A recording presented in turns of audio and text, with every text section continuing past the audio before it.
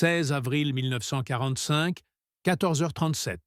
Périmètre industriel des usines, Krupp, Essen, Allemagne occupée. La puanteur du charbon brûlé et du métal fondu s'infiltre dans les narines comme un poing serré, tandis que le grondement incessant des laminoirs vibre à travers les semelles usées des bottes, faisant trembler les os jusqu'à la moelle. Tu sens le poids écrasant de l'air saturé de suie. Chaque inspiration, une lutte contre la toux qui menace d'éclater la poitrine, et sous un ciel plombé par les fumées noires, les silhouettes courbées des ouvriers allemands se traînent comme des ombres damnées, leurs visages noircis par la crasse, les yeux creux de fatigue infinie.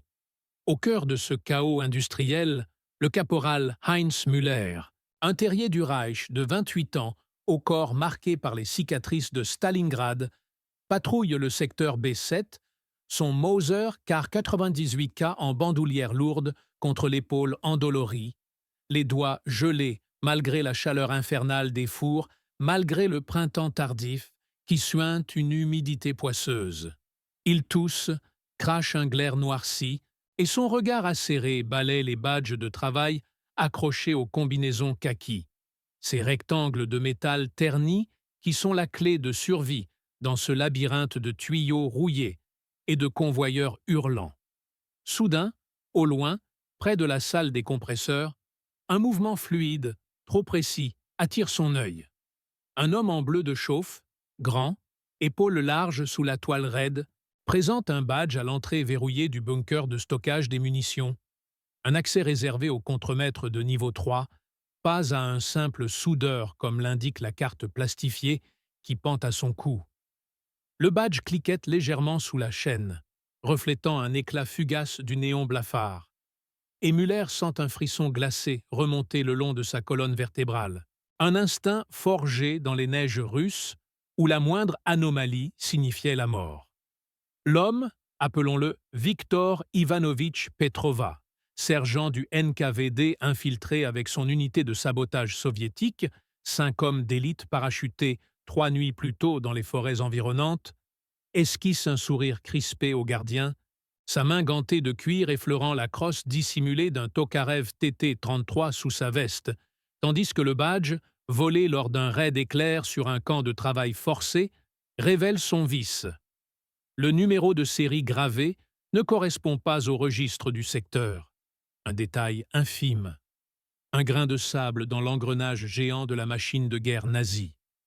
Müller s'immobilise, le cœur cognant comme un marteau-piqueur contre ses côtes, le monde ralentissant en une éternité suspendue où chaque tic-tac de sa montre de poignet résonne comme un glas. Il observe, ombre parmi les ombres, le dos voûté contre un pilier de fonte brûlante qui rôtit sa chair à travers l'uniforme kaki trempé de sueur, l'air chargé de cordite résiduelle des exercices d'artillerie matinaux flottant comme un fantôme âcre. Victor franchit la porte blindée avec 2 complices.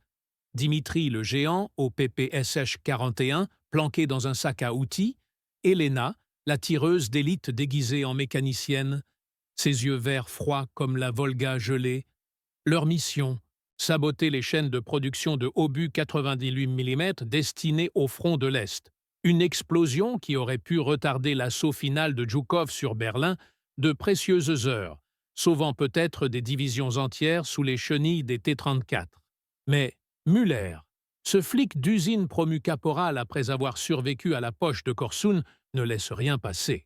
Ses doigts, raidis par le froid résiduel de l'hiver, pincent le rebord de son képi, et il murmure dans le talkie-walkie grevé de parasites. Anomalie OB7, badge suspect numéro 461, 3 individus surveillés sans alerter. La voix craque en retour. Le lieutenant Kessler aboyant un « Compris ! Discrétion absolue ! Feldgendarmerie en route !» Et Müller sent le poids irréversible de ce moment, où un simple rectangle de laiton pourrait inverser le destin d'une usine qui alimente la Wehrmacht agonisante. Il suit à distance, chaque pas un craquement calculé sur le béton granuleux, jonché de limailles, la chaleur des fours léchant son visage comme une langue de feu, la sueur coulant en ruisseaux salés dans ses yeux, brouillant la vue, tandis que son pouls martèle un rythme primal de peur et d'excitation. Peur de l'inconnu tapi dans ses ombres industrielles, excitation du chasseur flairant la proie.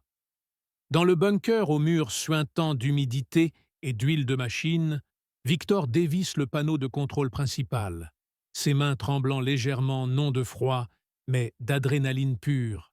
L'odeur métallique des explosifs plastiques qu'il insère, du trottil soviétique modelé en pain mou, collé avec précision sur les câbles haute tension, emplissant l'air confiné comme un parfum de mort imminente.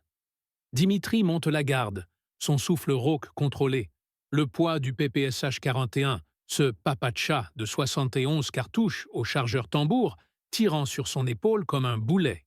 Tandis que Lena calibre le détonateur à retardement, ses ongles courts, noircis par la graisse, ses lèvres pincées murmurant une prière païenne à Staline, le père des peuples. Ils savent le risque. L'usine Krupp est un bastion fortifié, mitrailleuse MG-42 sur les toits, patrouille de la Feldgendarmerie en Volkswagen, Kübelwagen ronronnant dans les allées. Et au-delà, les Sherman alliés qui bourdonnent à l'horizon ouest, mais leur ordre est clair.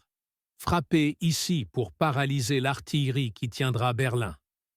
Pourtant, dehors, Müller se rapproche, flanqué maintenant de 2 gendarmes en feldgros, leurs MP40 prêts, le métal froid mordant leurs paumes moites. Il observe par la vitre crasseuse du bunker le badge de Victor oscillant comme un pendule maudit, et le doute s'insinue. Est-ce un ouvrier polonais récalcitrant, ou pire, un bolchevique saboteur? Le gardien, un vieil Allemand édenté nommé Fritz, hausse les épaules quand Müller l'interroge d'une voix basse, rauque. Ce badge, 41621, vérifie le registre. Fritz fouille ses papiers graisseux, ses doigts arthritiques tremblants, et pâlit. Non autorisé pour le bunker, air caporal. C'est un soudeur du secteur C. Pas ici. Le déclic est fatal, irrévocable. Müller aboie dans le talkie. Intrus confirmé. Scellez le périmètre. Alerte niveau 2. Le piège se referme comme les mâchoires d'un étau d'acier. Sirène hurlant un mugissement strident qui déchire l'air vicié, faisant vibrer les convoyeurs à l'arrêt brutal, tandis que Victor et ses camarades sentent le sol trembler sous les bottes qui accourent. Victor pivote. Son Tokarev jaillit en un éclair fluide. Le premier coup part. Une détonation assourdissante claquant comme un fouet dans l'enclave bétonnée. La balle perforant l'épaule de Fritz qui s'effondre en gargouillant. Son sang chaud éclaboussant les murs humides en une gerbe écarlate qui pue le fer et la peur. « Bolchevique, à couvert !» hurle Müller, se jetant derrière un fût d'huile, le cœur battant la chamade, tandis que les MP40 des gendarmes crachent leur venin, rafales courtes et précises, tac, tac, tac, ricochant sur les parois avec des étincelles aveuglantes, l'odeur de cordite explosant en un nuage âcre qui brûle les poumons, les yeux larmoyants. Dimitri riposte, son PPSH-41 rugissant en une tempête de 7.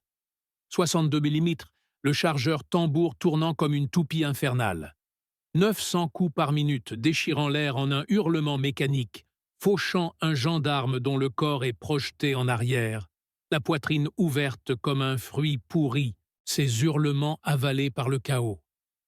Tu sens le recul marteler ton épaule comme un marteau divin, la chaleur du canon irradiant à travers le bois écaillé, la sueur piquetant les plaies invisibles de l'effort, et chaque balle qui fuse est une éternité. La mire alignée sur la silhouette mouvante de Müller, le doigt pressant la détente dans un spasme lent, la culasse éjectant l'étui fumant qui teinte sur le sol en un carillon macabre. Le bunker devient un enfer confiné, les flammes des armes léchant les ténèbres, illuminant les visages tordus par la terreur et la rage. Victor recharge, ses doigts engourdis glissant sur les chargeurs graisseux, l'air saturé de poudre et de sueur rance, tandis que Lena, accroupie, ajuste son Mosin Nagant scié, le bois usé mordant sa joue, et tire, crac. Une balle traverse la vitre, frôlant la tempe de Muller qui sent le sifflement brûlant comme un baiser de la mort, du sang chaud coulant de l'entaille superficie, son cri étouffé par une toux de poussière. Dehors, les renforts affluent, un peloton de la Wehrmacht. 12 hommes sous les ordres du lieutenant Kessler, leur STG-44, Sturmgewehrs, prêts. Chargeurs courbes emplis de 7. 92 Kurz et les moteurs des Kübelwagen pétaradant, phares perçant la fumée comme des yeux démoniaques. Müller hurle « Encerclez-les ! Pas de quartier pour les espions rouges !» et ordonne une grenade Mills, l'ovale de fonte arrondi lobé par-dessus le muret. Elle roule, tic-tac éternel dans le silence relatif, puis explose en un coup de tonnerre, l'onde de choc projetant Dimitri contre le mur, ses tympans perforés, sang coulant des oreilles, son corps secoué de convulsions, tandis que des éclats lui lacèrent les cuisses en chair vive palpitante. Lena hurle un juron sibérien, attrape Victor par le col. « On dégage, Tovarich, par l'issue de service !» Et ils rampent, traînant leurs blessés, le sol glissant de sang et de débris, chaque mouvement, un arrachement de muscles hurlants, la peur gluante comme de la boue russe, collant à leurs âmes. La chasse s'étend dans les entrailles de l'usine, un labyrinthe de tuyaux sifflants et de passerelles grinçantes suspendues au-dessus de cuves bouillonnantes où le métal liquide rougeoyait comme du sang divin. Müller mène la traque, son Mauser pointé, le chargeur de 5 cartouches pesant comme du plomb dans la culasse, flanqué de Kessler, qui transpire abondamment sous son casque Stahlhelm cabossé, l'air vibrant des ordres aboyés. « Ferme les grilles! Coupez l'électricité !» Les lumières s'éteignent d'un coup, plongeant le tout dans un noir d'encre percé par les éclairs stroboscopiques des coups de feu, le grondement des générateurs mourants, résonnant comme un râle d'agonie. Victor, le badge arraché et piétiné dans la fuite, sent le poids de l'échec broyer sa poitrine. Cette mission, planifiée à Moscou dans des salles enfumées, devait briser l'épine dorsale logistique allemande, offrir à l'armée rouge un avantage décisif avant la poussée finale. Mais maintenant, c'est la survie brute, animale. Ils émergent sur une passerelle, le vent chargé de suie fouettant leur visage. Et Dimitri, perdant trop de sang, s'effondre, ses yeux vitreux implorant « Laisse-moi, sauve la mission !» Victor hésite, un conflit moral déchirant son être comme une baïonnette, ordre ou humanité, mais presse le Tokarev contre la tempe de son frère d'armes, le coup de grâce un murmure étouffé, le corps basculant par-dessus la rambarde dans la cuve en fusion, un sifflement atroce montant comme un cri d'âme damnée, l'odeur de chair carbonisée emplissant l'air d'un relent infernal. Lena et Victor sprintent, jambes lourdes comme du plomb fondu, bottes claquant sur la grille métallique qui vibre sous les pas, poursuivis par les faisceaux des torches électriques et les rafales des MP40 qui criblent les ombres, balles sifflant comme des frelons enragés, une ricochant sur un tuyau et explosant une valve de vapeur qui les enveloppe d'un nuage scaldant, brûlant la peau en cloques vives.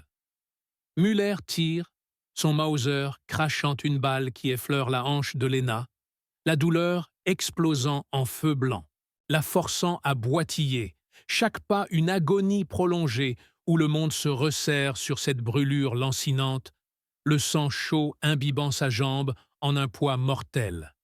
Kessler hurle « Halte! Rendez-vous! Ou crevez comme des rats !» Mais Victor riposte, son Tokarev vidant son chargeur en une salve désespérée, touchant Kessler à la gorge, le lieutenant gargouillant, s'écroulant dans une mare rougeoyante, ses hommes hésitant une fraction de seconde fatale. Cette pause, née de la peur viscérale face à la mort d'un officier, offre l'instant. Victor et Lena plongent dans un monte-charge industriel, la cabine grinçante descendant en hurlant vers les sous-sols, moteur gémissant sous la surcharge, tandis qu'en haut, Müller recharge, doigts tremblants glissant les cartouches brillantes, la sueur brouillant sa vue, le doute l'assaillant. A-t-il sauvé l'usine ou condamné des innocents? Les obus produits ici tiendront peut-être Berlin un jour de plus, mais au prix de combien de vies russes et allemandes?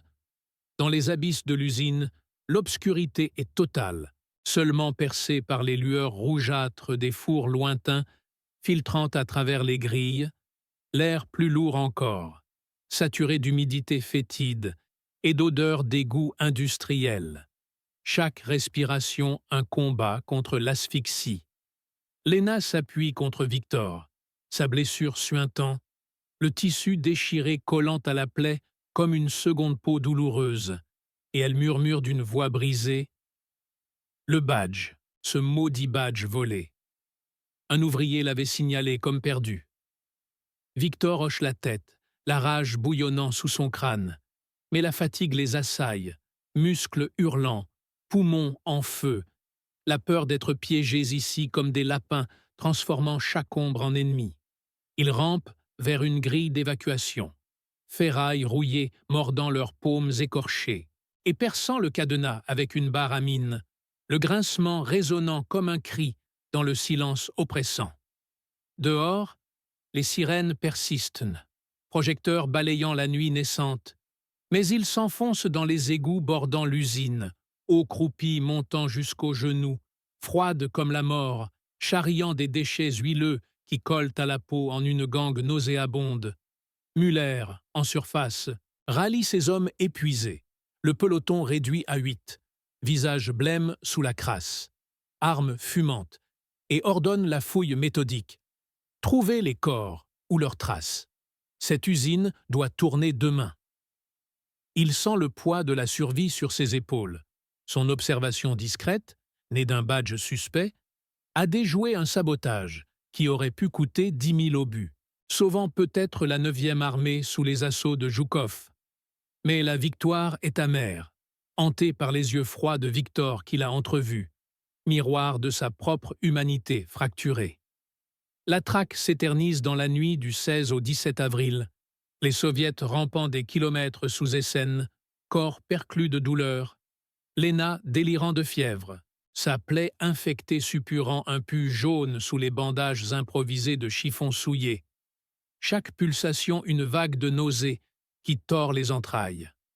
Victor porte son poids, dos courbé comme un chameau sous le désert, muscles tressautants d'épuisement, vision de Moscou, la femme, l'enfant laissé derrière, flottant comme des fantômes pour le pousser en avant. Ils émergent enfin dans les bois environnants, aube grise perçant l'horizon, froid mordant leur chair nue, et contactent par radio codé un point d'extraction. Un Lysander britannique risquant le survol pour les rapatrier vers les lignes alliées.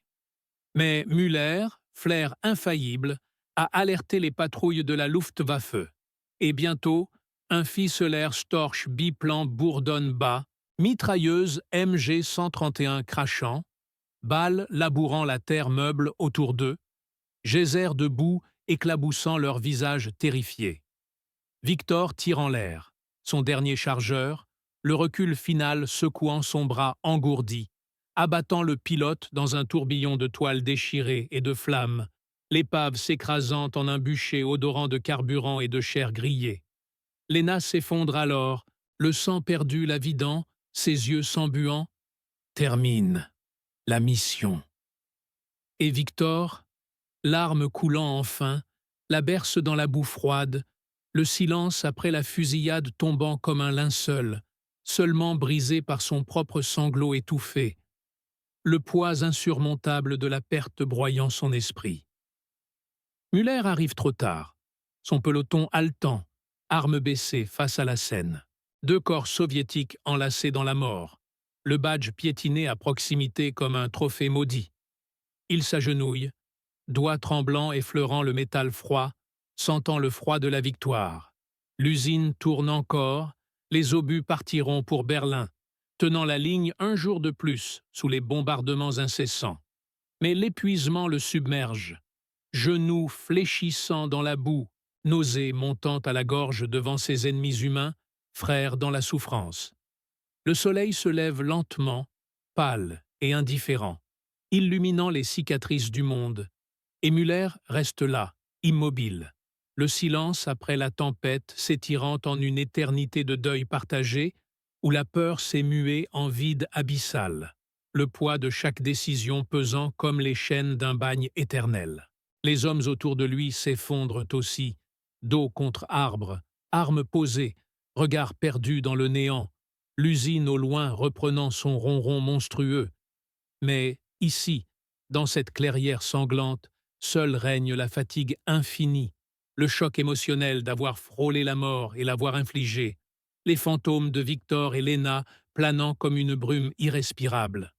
L'aube s'épaissit, le froid s'insinue dans les eaux rompues, et le monde continue, implacable, laissant les survivants à leur solitude hantée. Le badge, ce minuscule artefact, gravé à jamais dans leur mémoire comme le pivot d'un destin brisé. Guardrus, acte 2. Les chaînes du devoir. Muller se redresse enfin, le badge serré dans son poing comme un talisman empoisonné, son peloton le fixant avec des yeux caves, des ombres d'hommes brisés par la nuit. « Secourez-vous » murmure-t-il d'une voix rauque, écorchée par la fumée et les cris étouffés. « L'usine, elle tourne. Les obus pour Berlin. On tient. » Mais ces mots sonnent faux, écho vide dans le vide de leurs âmes. Les soldats hochent la tête mécaniquement, ramassent leurs armes comme des croix trop lourdes et s'ébranlent vers le ronron infernal de l'usine, où les presses crachent leur venin d'acier, indifférentes aux morts qui les entourent. Au cœur de la bête mécanique, le chef d'atelier, un géant nommé Klaus, essuie la sueur de son front buriné, ses mains noircies par la graisse et le sang séché d'un ouvrier écrasé la veille. « Où est Muller ?» grogne-t-il à un subalterne tremblant. « Les Russes ont failli nous avoir, mais les canons chantent encore. Chargez les wagons, le train part à l'aube pour le front. » Les convoyeurs hurlent, les obus s'empilent en pyramides mortelles, prêtes à pleuvoir sur les lignes soviétiques, prolongeant l'agonie du Reich d'une heure, d'un jour, d'une illusion de survie. Dehors, Muller contemple les corps de Victor et Léna, enlacés dans une étreinte posthume qui défie la haine. Il fouille leurs poches, trouve une lettre froissée, en russe, illisible pour lui, mais tachée de larmes séchées. Des noms. Une famille ? Marmonne-t-il, le cœur pincé. Un sergent, Hans, s'approche. Mon capitaine. Un éclaireur rapporte du mouvement à l'est. Des T-34, peut-être une contre-attaque. Et ce badge. Il porte l'insigne d'un officier du NKVD. Ils étaient des saboteurs d'élite. Muller hoche la tête, mais ses yeux trahissent le doute. Ennemis ou non, ils étaient jeunes, comme ses propres fils perdus à Stalingrad. Soudain, un grondement lointain ébranle la clairière. Les moteurs diesel des chars soviétiques, voraces et implacables. Les hommes se redressent, adrénaline ravivant leurs veines engourdies. Muller glisse le badge dans sa poche, un poids brûlant contre sa poitrine. « Opposition, l'artillerie d'abord !» ordonne-t-il, sa voix se raffermissant dans l'urgence. Les canons de l'usine pivotent, crachant leurs salves en un tonnerre assourdissant, obus filant vers l'horizon embrumé où l'ennemi surgit, silhouette d'acier dans la brume matinale. Mais au milieu du chaos naissant, un souvenir assaille Muller. La lettre, les yeux de Léna, si semblables à ceux de sa défunte épouse. Il chancelle, une balle sifflant près de son oreille, le ramenant brutalement au présent. Les T-34 avancent, leurs tourelles vomissant la mort, et l'usine devient un volcan d'explosions. Flammes léchant les murs tandis que les obus s'envolent encore, dernier cri de défi. Klaus hurle depuis la tour de contrôle. « Les wagons sont chargés, le train file !» Mais un obus ennemi frappe la voie ferrée, wagons s'embrasant en un brasier géant, munitions détonnant en chaînes infernales. Muller, plaqué au sol, serre le badge jusqu'à ce que ses jointures blanchissent. Pour Berlin? Pour rien, souffle-t-il, tandis que le peloton fond sous les tirs, corps tombant comme des feuilles automnales. L'aube vire au crépuscule de fumée, le monde se rétrécissant à ce cercle de boue et de feu où le destin du badge et de l'usine bascule dans l'inconnu. Au loin, un officier soviétique observe, jumelles en main, ignorant encore le serment muet de Müller. Venger les siens, ou peut-être comprendre. Les chaînes du devoir se resserrent, invisibles et impitoyables. Et l'acte 2 s'ouvre sur le sang frais d'une nouvelle bataille, où les fantômes de Victor et Léna murmurent aux survivants « La mission n'est jamais terminée ». Acte 3. Les ombres réconciliées. Le fracas des chenilles écrase la boue gelée, un hymne funèbre mécanique qui noie les cris des mourants. Müller rampe vers l'abri d'un mur effondré, le badge serré dans son poing comme un talisman maudit. Autour de lui, l'usine agonise. Ses cheminées tordues crachent des nuages noirs. Ses fours éventrés vomissent des rivières de métal en fusion. Les derniers canons, survivants muets, gisent renversés, leurs servants fauchés par les mitrailleuses des T-34. Klaus, silhouette noircie dans la tour de contrôle, agite un drapeau blanc improvisé, un chiffon taché de sang, mais un éclat d'obus l'emporte, le projetant dans le vide comme une marionnette cassée. « Capitaine, par ici !»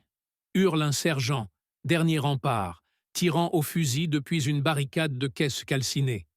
Müller se rue, bondissant par-dessus un corps carbonisé, son cœur cognant un tambour de désespoir. Les tanks soviétiques percent la brèche, leurs flancs blindés indifférents aux balles qui ricochent comme des grêles inutiles. Un géant d'acier pivote, son canon tonne, et la barricade explose en une gerbe de terre et d'os. Le sergent s'effondre, gorge ouverte sur un gargouillis final. Pour le Führer. Seul désormais, Müller recule vers les entrailles de l'usine, un labyrinthe de poutres tordues et de convoyeurs figés. Le badge brûle sa peau, et avec lui reviennent les visions. Stalingrad, ses fils ensevelis sous la neige, la lettre de Léna, non pas sa fille, mais la petite-fille d'un traître exilé, portant le nom d'une lignée slave mêlée à l'arienne par un mariage interdit. Victor, son beau-frère fusillé pour désertion, avait gravé ce badge pour elle, un serment d'amour volé à la guerre. Ennemi ou non, le sang appelait le sang. Un projecteur ennemi balait la ruine, et Müller plonge dans l'ombre d'une salle des machines. Dehors, les bottes claquent. L'officier soviétique descend de son tank, un colosse au visage mangé par une cicatrice, jumelles pendues au cou. « Comrades, fouillez tout! Les munitions doivent être anéanties !» Sa voix porte, rauque et triomphante, mais teintée d'une fatigue ancienne. Ces hommes investissent l'usine, baïonnettes au clair, tandis que Müller, tapi derrière un générateur ronronnant encore, observe. L'officier s'arrête près du cratère du train, ramasse un éclat de badge similaire, frère jumeau du sien, fondu dans l'incendie. Le destin frappe alors, impitoyable. Un madrier effondré s'écrase, piégeant Müller sous sa masse. Il hurle, le badge tombant de sa main dans une flaque de sang. L'officier l'entend, s'approche, arme levée. Leurs regards se croisent dans la pénombre, yeux verts, identiques, héritage maudit de Léna. « Toi, le fantôme de Victor ?» murmure l'officier en allemand approximatif, sa main tremblant sur la détente. Müller, brisé, tend le badge. « Pas fantôme, frère, pour elle, pour la fin. » Un silence s'étire, plus lourd que les bombes. L'officier baisse son arme, ramasse les 2 badges fondus, les joint en un geste rituel. La mission. Terminée. Dehors, les tanks reculent. L'usine déclarée perdue mais vidée de secrets. Müller expire dans les bras de son ennemi révélation, tandis que l'aube vraie perce la fumée. les fantômes s'apaisent enfin. Pas de vengeance, mais une compréhension tardive. Berlin tombera, l'usine avec elle, mais dans la poche de l'officier, deux métaux unis murmurent la paix des tombes, un épilogue muet à la folie des hommes. Fin.